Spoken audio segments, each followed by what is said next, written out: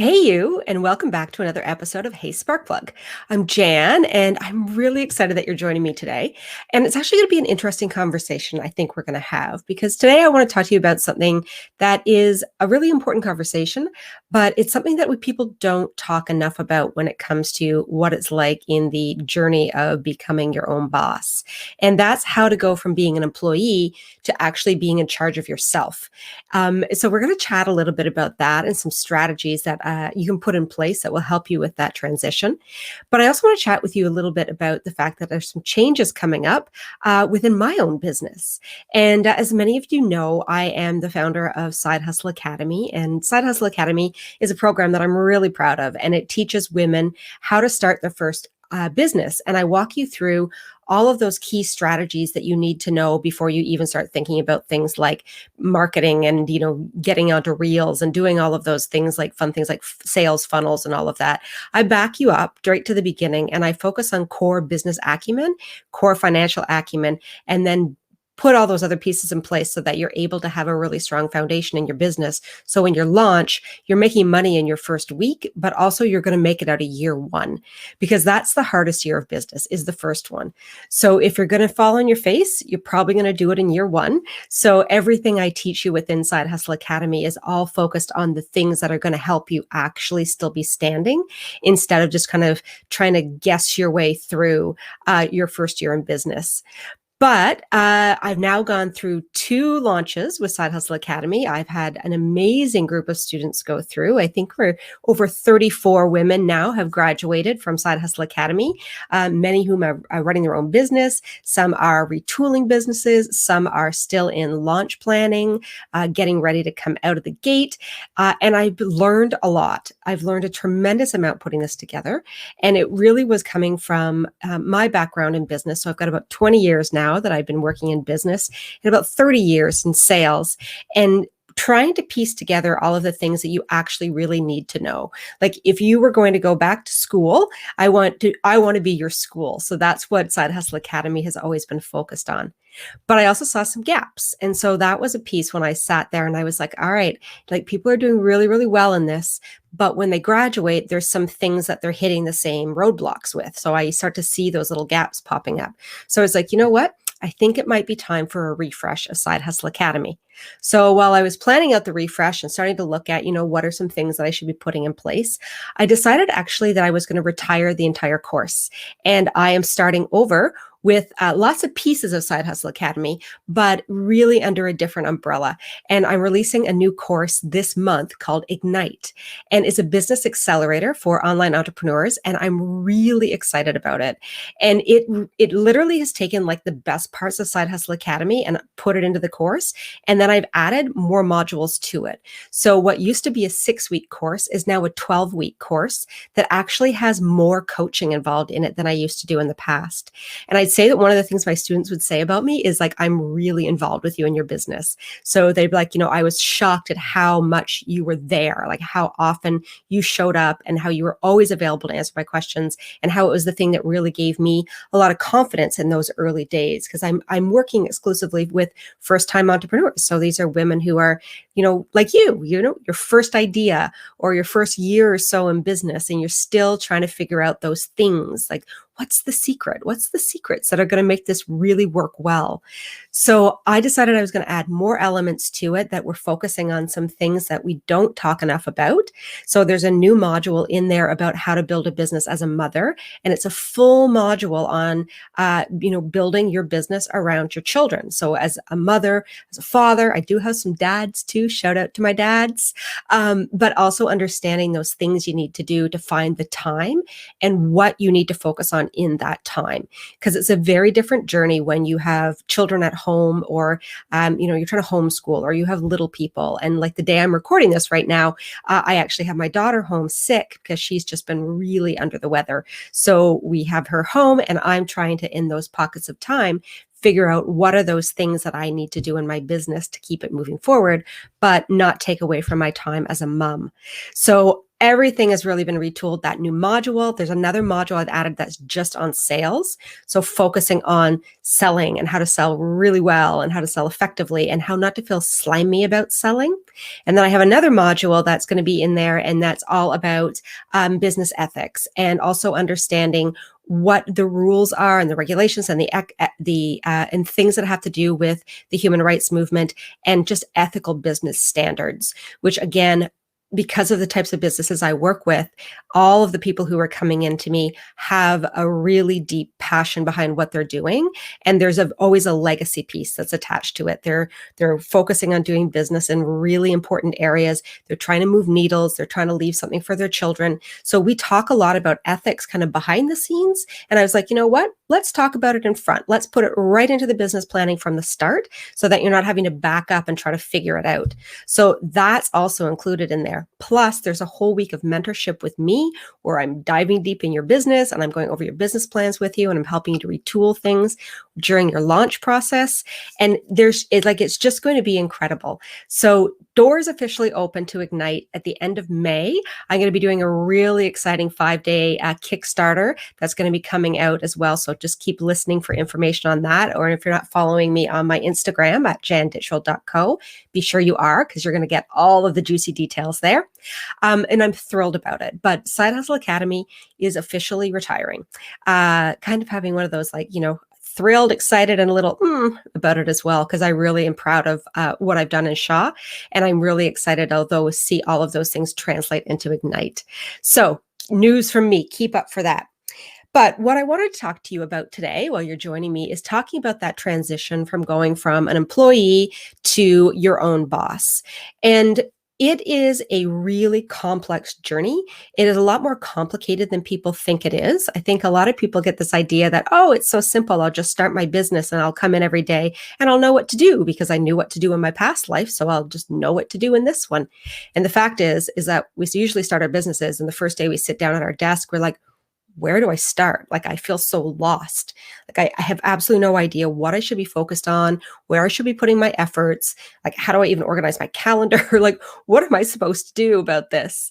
And so I'm going to share with you a couple of things to help mitigate that journey, that transition, to make it a bit easier for you and a little less stressful along the way. Because you know me, if you've been listening to me for any period of time, you know I'm all about the strategy, and I'm also about taking away that overwhelm. I don't want you to feel overwhelmed while you're trying to build your business.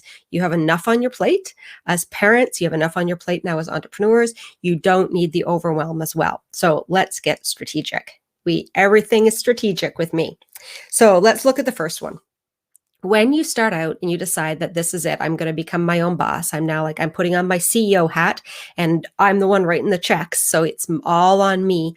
The first thing you need to do is you need to get intentional right off the bat, and you need to treat it like a job.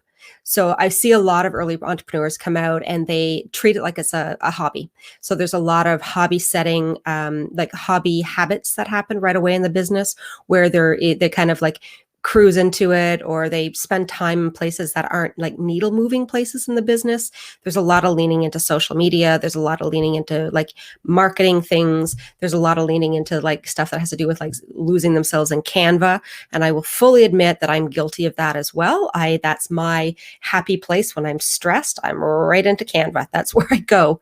But those aren't things at the end of the day that are going to move the needle in your business. And what you need to sit down and really start focusing on is understanding, how can I get intentional from the start when I'm setting my business up? And what is it within my past job, those skills that I can translate into this job? So treating it like a job and getting intentional right from the start is going to help you out in so many ways.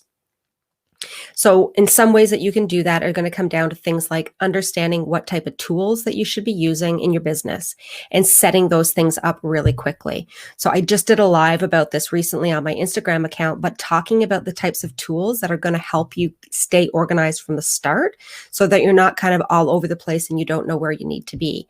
So you need to be looking at setting up client relationship management software. You need to get a calendar in place for yourself. That's just a no-go. You've got to get a calendar in place, and and you need to use it. You need to start looking at things too, like how can I reduce overwhelm or easy communication? So using a tool like Slack or something like that, that's going to like reduce that inbox, like everyone comes at you from every direction type of thing. Instead, it's like, nope, everyone's going to be funneled through this one communication tool, the same way you would have done that in your career. So if you are highly organized in your career, you need to draw those things over into your job now as a CEO.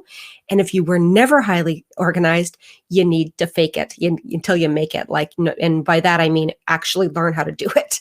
So you need to start getting those things in place. So looking at tools that are going to help you, understanding how to set a schedule and stick to a schedule. I'm going to talk a bit more about that in a second, but really getting intentional again about what is it that I'm here for. So if this is just a hobby, you can treat it like a hobby. But if you're coming in and you're saying, no, this is actually what I want to pay my mortgage, you have to treat it like a job. Again, I've seen so many people who wake up and they're like, oh, I'll cruise into it around noon, or, oh, well, I may do like an hour a week on it, but I don't understand why I'm not making any money. And I'm like, well, quite clearly, like an hour a week isn't going to move your business forward. And showing up to work at noon would get you fired. So don't show up you can't fire yourself. So be on time in your business. It doesn't mean you have to work like 40, 60, 80 hours. Like you don't have to be crazy about it, but you need to be intentional. So setting that schedule is going to be the thing that helps you do that. So in my business, I'm really clear about it. I have a start and a stop time in my business all the time. I treat it exactly like a job. I don't do the amount of hours that I would have done in my past career because I want to spend time as a mom. I've built this business around motherhood. So for me, I don't want to be sitting at my desk at 8 a.m. while, my daughter's, rushing out the door to daycare. I want to be taking her to daycare. So I start my day at 10. I end my day at 4. And that's the way it's always been. Those are my hours that I work. Sometimes I have to work more. Yes. Sometimes there's a little bit of weekend time. Sometimes there's teaching at nights as well. Or I have to, if I'm, something happens like today where I'm going to have to get caught up, I'll have to work different hours in order to get caught up because, motherhood is my priority. But being intentional and focused on those things and getting that schedule set right from the start will help you in understanding what you need to do every single day, because when you need to be sitting down at your desk and when you need to be turning on your computer. And I would tell you as well that something that's going to really help you is time blocking. So time blocking is actually marking things out in your calendar where you're scheduling yourself to work on certain tasks for a set amount of time.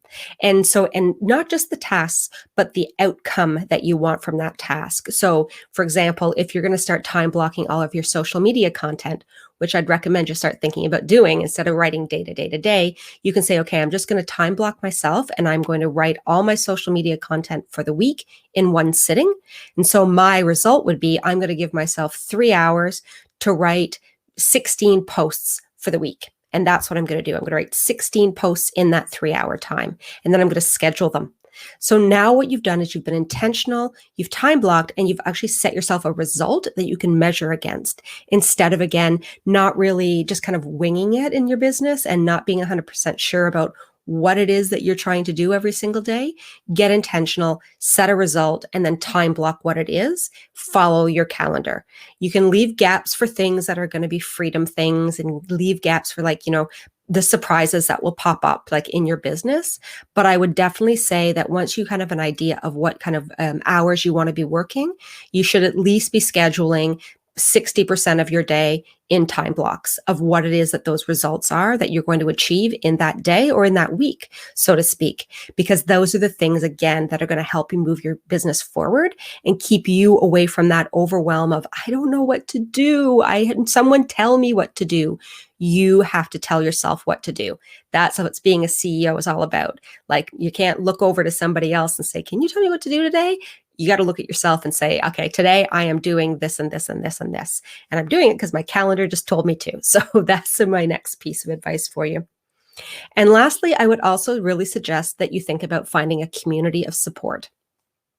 Being an entrepreneur is really a lonely journey. And it's something that we talk about again with all of my students. Like it's a very big change going from being in an office environment where you're seeing your colleagues every day and talking to people, and you can complain about the boss and, kind of, oh, they're, say the things you want to say about them. But when you are the boss, no one's really going to listen to you complain about yourself. And there will be days that you're complaining about yourself. I complain about myself a lot to myself. So you need to find places where you can actually sit and talk to other people who are living that same journey as you. So you can see that you're not alone within it. You can bounce ideas. You can find people to ask, like, I was stuck in this. How did you work your way out? Does anyone have resources for me? Find that community, find that place where you belong within it. And there's peers support for you along that journey. And that's one of the reasons why I started Hustle, which is my free online community that's for first-time female entrepreneurs. And it's filled with amazingly resourceful, strong, intelligent, amazing women who are all in that same kind of 0 to 1 year, 2 years of business. Like they're new, they're still figuring things out. They're still moving forward with their ideas. They're still in that scaling period. Some of them are still in the pre-launch or launch periods, but everybody is sharing really a very common thread, which is, I know what I want to do. I put the things in place to make it happen. I'm still learning. I need support while I learn. And that's what Hustle's all about. So I'm in there once a week doing live trainings. And then we have a lot of conversations we have about other things, especially a lot to do with parenting and trying to raise a business while you're raising children. And so it's a really fantastic place to join. So if you are looking for a community and you're not 100% sure where is the right place for you, I invite you to join Hustle. You can go to janditchfield.co/community and just sign up. You'll get the code to access it and the link to get in right away. But you'll find that there's a lot of women in there that you're probably going to find. And there's guys in there too. I have some dads in there as well. I always say there's a lot of parents in there that are going to be really great resources for you. And you might actually find your business BFF in that group as well while you're there. So those are my 3 things right now to help you kind of start managing that transition, whether you're doing it now or you're starting to think about it, which is going from being an employee to your own boss. Is get intentional, treat it like a job. Same thing. It's a job. This is what you're going to pay yourself with. So treat it that way. Give it the respect that you gave to your last career, or actually give it more respect than you gave your last career. It deserves more respect because this is your dream. So put everything of yourself into it. And then make sure that you're setting a schedule, you're time blocking, and you're focused on results, not just tasks. And lastly, find a community with like-minded people who are going to support you in your journey and are going to encourage you, especially on those days when you need it and you're just like, I'm tapped out, I'm ready to go back to the job, and they'll be there to say to you, no, you are not. You are fine. You can do it on your own. So I actually can hear my little person calling, my other job. So I'm going to sign off. I'm going to thank you so much for joining me. And again, if you haven't had a chance, make sure you pop over and you try to get into Hustle. And so janditchfield.co/hustle. Thanks so much for being with me today. And until next time, Spark Plug, keep building something magical.